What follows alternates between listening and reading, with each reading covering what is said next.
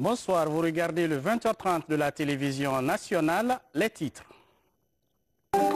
À la Cour des comptes, c'est l'heure du bilan. On ira sur place. Le président de l'institution passe en revue l'ensemble des actions réalisées.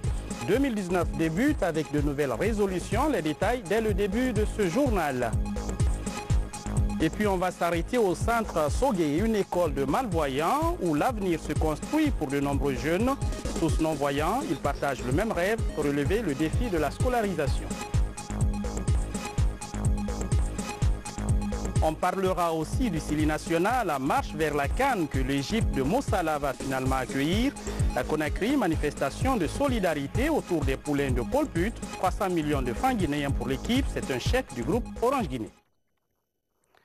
Bonsoir, merci de nous choisir pour vous informer. Tout de suite, ces décrets du président de la République.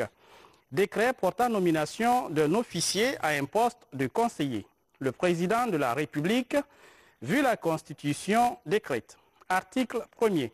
Le général de brigade Mohamed Lamine Diarra, matricule 13656 G, est nommé conseiller près le cabinet du président de la République.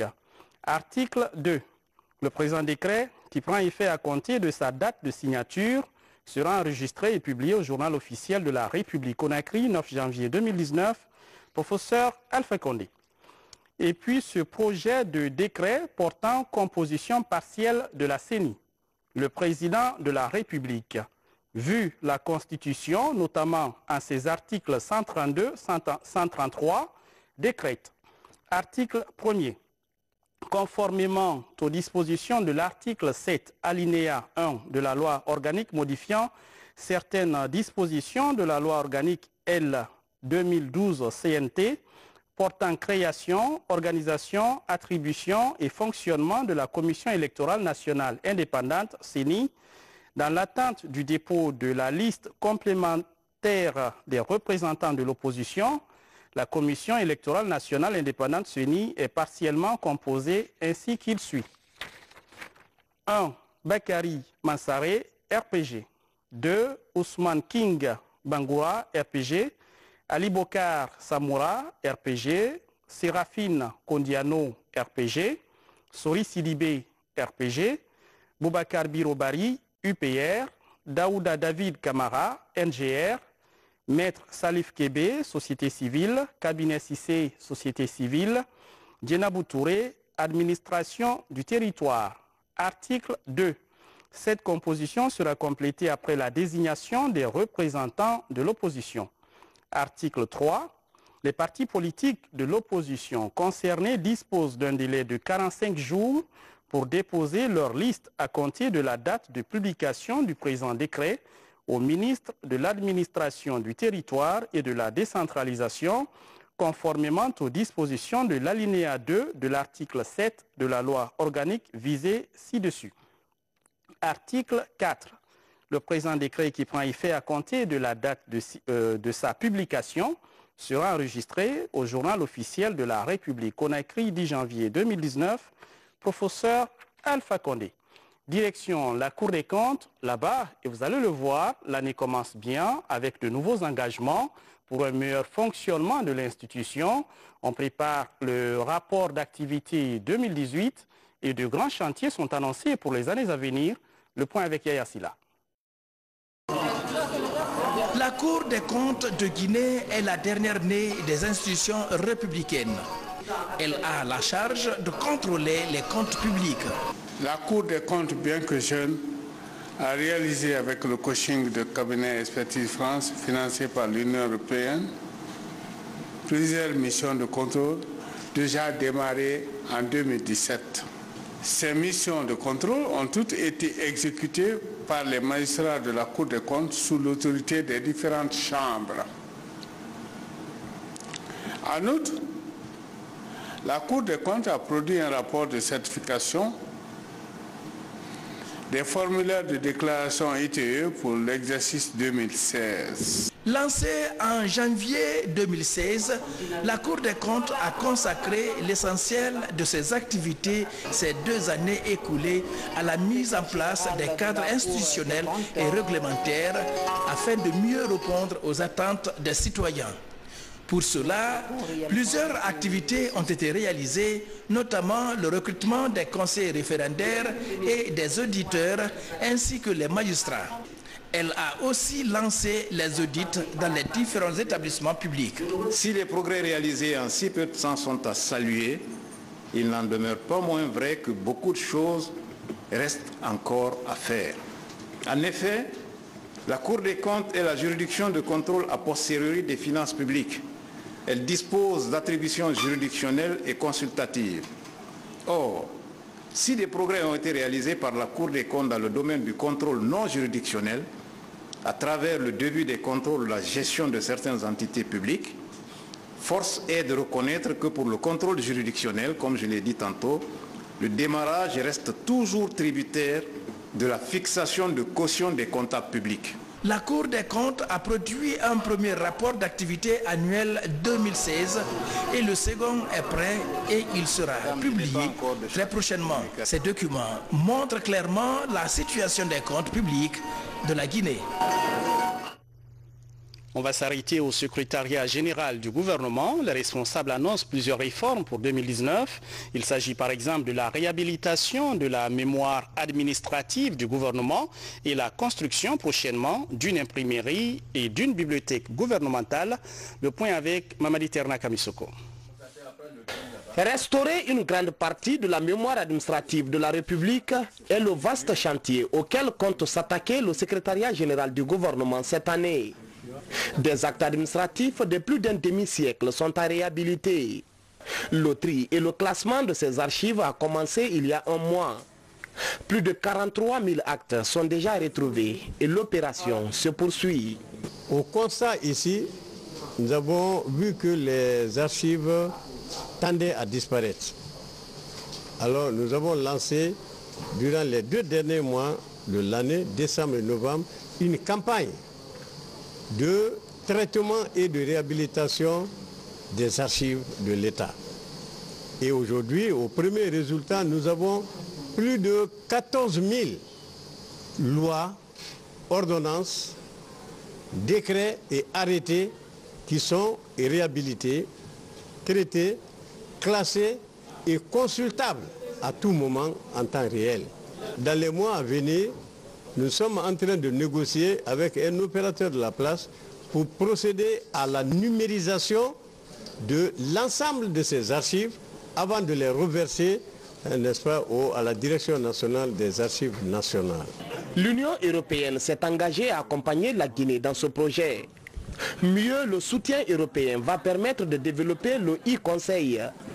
Un concept nouveau qui offre la possibilité à un membre du gouvernement de participer au Conseil des ministres en étant loin de la capitale. Il s'agira pour nous de promouvoir le e-conseil ou la tenue des conseils des ministres sans papier.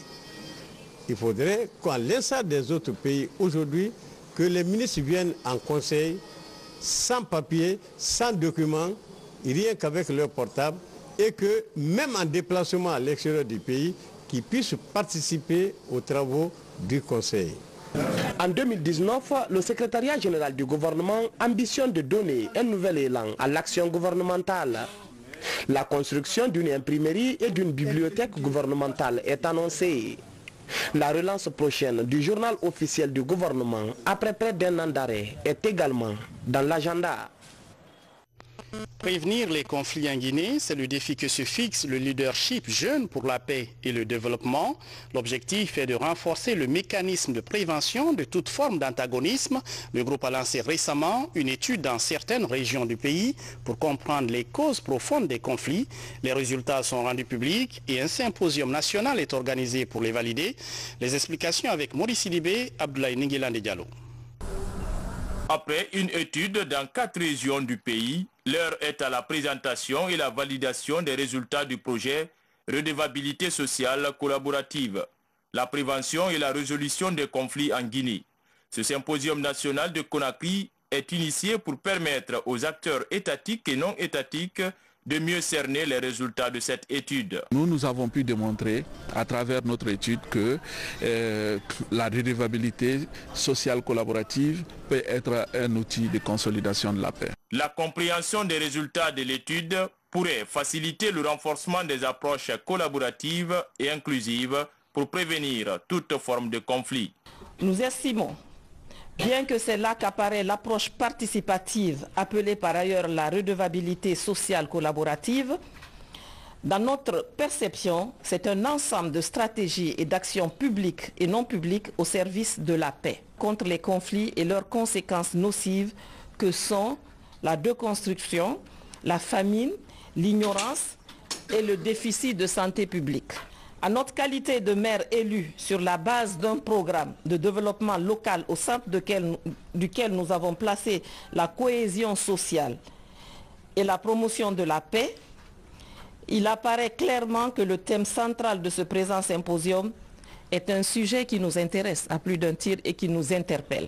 Je profite de cette tribune pour exhorter chacun de nous à redoubler d'ardeur, à œuvrer dans le sens de plus de performance des services publics pour qu'à travers la satisfaction des citoyens, la paix puisse régner et que la société puisse renouer avec la stabilité, avec le développement et avec la quiétude sociale. Initié par Leadership Jeune pour la paix et le développement, ce symposium national connaît la participation de 17 ONG de la société civile, des représentants de l'administration publique et des partenaires.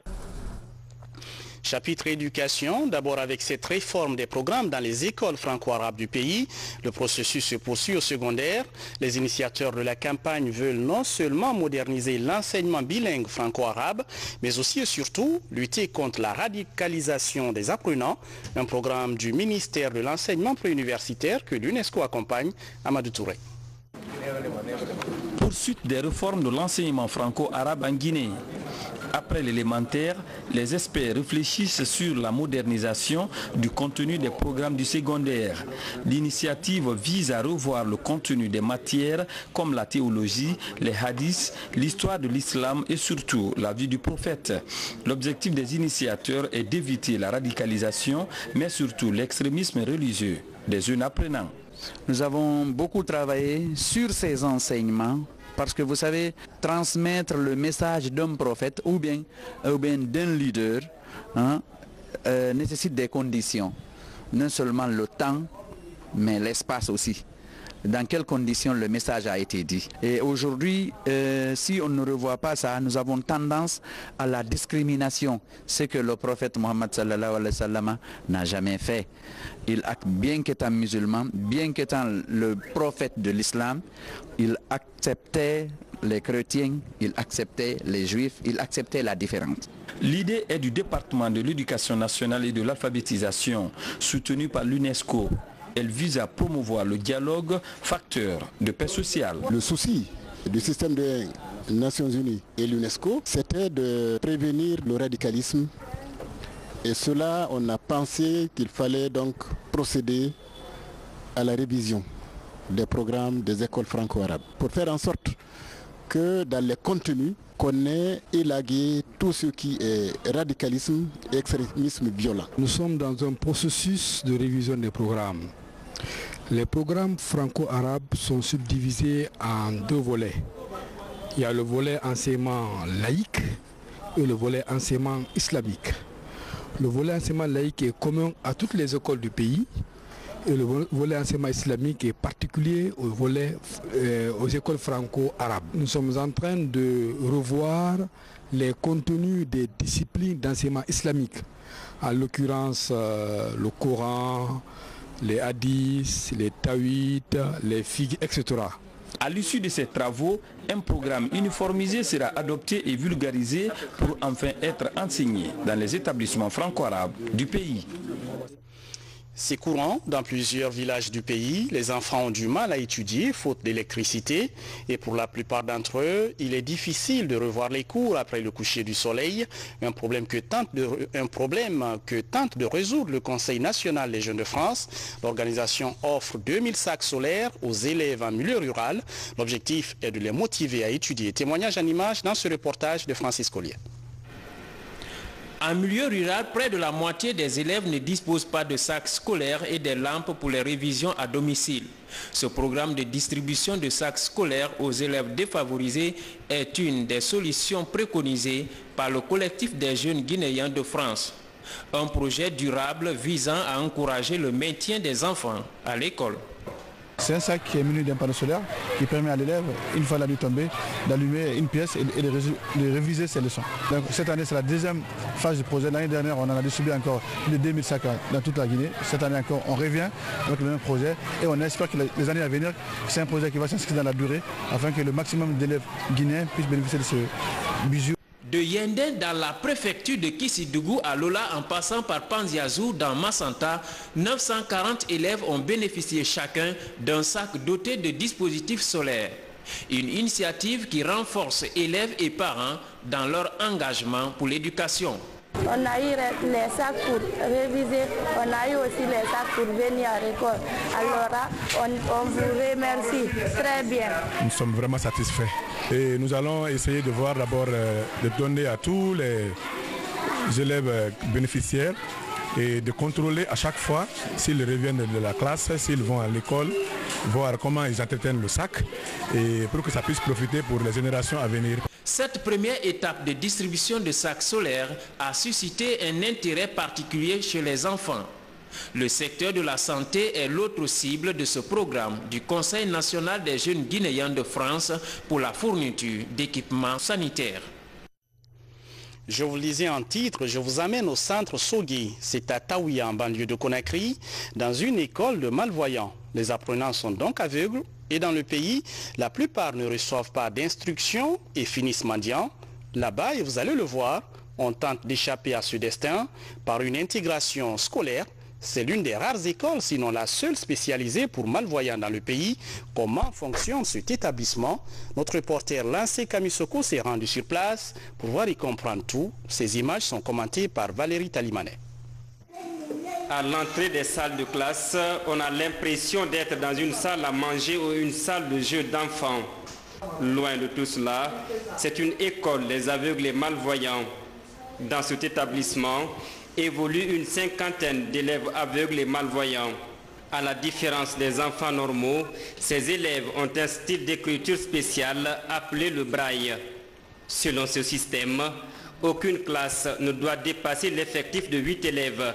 Un seul élève aveugle correspond à 40 voyants. La façon dont nous nous enseignons ici, il faut passer d'élève en élève, de table en table, les toucher pour les apprendre. Donc si tu as au-delà de 8, c'est des problèmes pour des enseignants. Pour les premières années, un graphique est utilisé. Les 6 trous de ce graphique en bois représentent les 26 lettres de l'alphabet français. Chaque enfant est initié d'une manière spécifique afin qu'il maîtrise l'alphabet braille avant tout autre enseignement. Vous voyez, ça c'est le graphique. Voici les 6 points. Maintenant, quand l'enfant arrive à apprendre, c'est-à-dire à maîtriser le toucher. Donc là, après ça, on commence maintenant à l'apprendre. Le premier point là, on lui dit, bon, ça là c'est A. Maintenant, quand c'est comme ça, on dit c'est B. Maintenant, quand c'est comme ça, on dit c'est C. Et quand c'est comme ça, ça c'est D. Quand c'est comme ça, c'est E. Quand la lettre est comme ça, ça c'est F. Maintenant, G, c'est les 4 premiers. Ainsi de suite. Après la maîtrise de l'alphabet, place aux autres disciplines de l'enseignement comme le calcul et la lecture par exemple. Il y a un petit point là. Ça c'est 1. Le petit tiret là. 1 là. On place dans les petites cases. On écrit comme ça 1. C'est avec ça qu'on fait des calculs. On peut faire l'addition, la soustraction, la multiplication et la division. S'il s'agit maintenant de faire une opération, c'est avec les chiffres là, de 0 à 9, qu'on prend, on associe pour faire des opérations. Comme exemple, on peut faire 20, 23, plus, vous avez vu le tiret là. Le tiret là, c'est plus, c'est en haut. C'est différent des autres chiffres. 23 plus 8. Vous avez vu la position? 23 plus 8. Les dizaines sous les dizaines, les centaines sous les centaines. Je saute 2 carreaux. Là, c'est égal. Pour écrire la réponse ici. Ici, maintenant, 3 plus 8 égale 11. J'écris 1. Je cherche 1 ici. Voilà. J'écris 1 dans la colonne des unités. Et je retiens 1. 1 de retenu plus 2, ça fait 3. 3 plus 0, c'est 3. J'écris 3. Ici. En tout, 23 plus 8 égale 31. Ça, c'est l'addition. Les enseignants de la 5e et 6e année possèdent maintenant des machines leur permettant d'écrire un plus grand nombre de textes avec les avancées numériques. Des textes qui sont ensuite distribués aux élèves pour des fins de lecture. À date, l'école des aveugles et malvoyants de Taouia ne dispose qu'une seule machine de ce genre. Les responsables lancent un appel aux personnes de bonne volonté pour répondre aux attentes de cet établissement. Et puis place à notre rubrique Guinée en bref, une compilation de certains événements de l'actualité nationale avec un commentaire de Moussa Bangoura. À Zérékouré, la maison du citoyen vient d'abriter l'atelier de renforcement des capacités des organisations de la société civile et élus locaux de la région sur les approches et outils de contrôle citoyen de l'action publique. Il est organisé par la plateforme de jeunesse cellule balai citoyen en partenariat avec le PNUD et le gouvernement guinéen. Nous allons faire le renforcement de ces capacités à travers cet atelier, mais aussi nous allons faire des petites enquêtes dans le cadre de deux secteurs, c'est-à-dire le secteur de l'éducatif et le secteur de la santé. Donc nous allons déployer les gens sur le terrain qui vont essayer de mener des enquêtes sur le terrain dans le cadre des prestations que ces services-là rendent à nos citoyens. Comment promouvoir l'entrepreneuriat jeune? La question fait l'objet d'une réflexion à la baie, pilotée par l'Agence de la promotion des investissements privés. L'initiative va permettre d'identifier plusieurs secteurs favorables à l'investissement dans la région. Nous sommes en mission ici pendant 2 jours pour pouvoir en fait formaliser le maximum d'entreprises possibles de manière à ce qu'ils soient vraiment connus de la PIP, et aussi connus en Guinée. Et vous savez, le problème de la formalisation, c'est que si vous ne formalisez pas, vous n'avez pas accès à la formation, vous n'avez pas accès au marché, vous n'avez même pas accès aux aides gouvernementales ou aux aides des investisseurs étrangers. Dr Mamadou Camara n'est plus membre fondateur de l'Ordre des pharmaciens d'Afrique. Il faisait partie des icônes dans le domaine de la pharmacie en Guinée. Diplômé en pharmacie à l'Institut Polytechnique Gamal Abdel Nasser de Conakry en 1979. Dr Camara a occupé plusieurs postes dans l'administration hospitalière. Ton départ précipité et prématuré a semé la consternation dans ta famille, la détresse à l'hôpital et la désolation dans le corps des pharmaciens et à l'université. Tes collaborateurs te pleureront. Tes assistants et tes étudiants te regretteront pour toujours. Tu as honoré ton serment. Ta promptitude à rendre service, ton honnêteté intellectuelle ont fait de toi un modèle, un exemple que nous nous efforcerons d'imiter. On termine avec une page sport pour parler du Sili national et de son sponsor officiel Orange Guinée. La société de téléphonie récompense les poulains de Paul Put pour leur qualification à la prochaine Coupe d'Afrique des Nations de football, Égypte 2019. Un chèque de 300 millions de francs guinéens est remis à la Fédération guinéenne pour notre 11 national. Tout en image avec Diarra Diallo, Robert Bangoura. En remettant ce chèque de 300 millions de francs guinéens à la Fédération guinéenne de football pour le Sili national, Orange Guinée honore ainsi son engagement vis-à-vis de l'équipe nationale. Un engagement pris lors de la signature du contrat de sponsoring entre la FEGIFOOT et cette société de téléphonie. Une manière de récompenser l'équipe après sa qualification à la CAN 2019. Notre vision a été juste. Et notre engagement derrière le Sili national a été payant. En notre qualité de sponsor officiel et partenaire privilégié du Sili national, il était important pour nous aujourd'hui de venir vous exprimer de vive voix nos félicitations et notre satisfaction. Avec ce chèque, nous entendons à la fois témoigner notre soutien indéfectible, nous Orange Guinée, mais aussi le soutien de l'ensemble des passionnés et des patriotes de Guinée. Le football moderne a besoin de moyens. Ce geste d'Orange rassure et conforte le premier responsable du football guinéen. C'est pourquoi il loue ce partenariat avec Orange. Le football moderne demande la visibilité. Et vous ne pourrez pas avoir la visibilité sans les sponsors. Les sponsors qui apportent les moyens aujourd'hui, parce que le football moderne a besoin de beaucoup de moyens pour aller à l'excellence. Et pour l'excellence, il faut des moyens. Pour des moyens, il faut des sponsors, il faut un très bon marketing.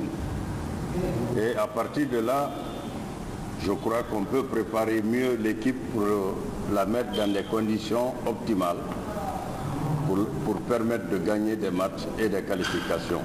Cette somme va permettre sûrement à notre 11 national de débuter les préparatifs pour la Coupe d'Afrique des Nations de football qui se tiendra en Égypte au mois de juin 2019. Voilà, c'est tout pour les infos. Demain et pour tout le week-end, vous serez avec Oumou Touré à 13h, 17h et 19h. Adel Camara vous attend à 20h30. Merci de nous regarder à Kagbele, Koleya et Imbaya. L'info continue sur notre site rtgkoloma.info. À très vite et bonne soirée.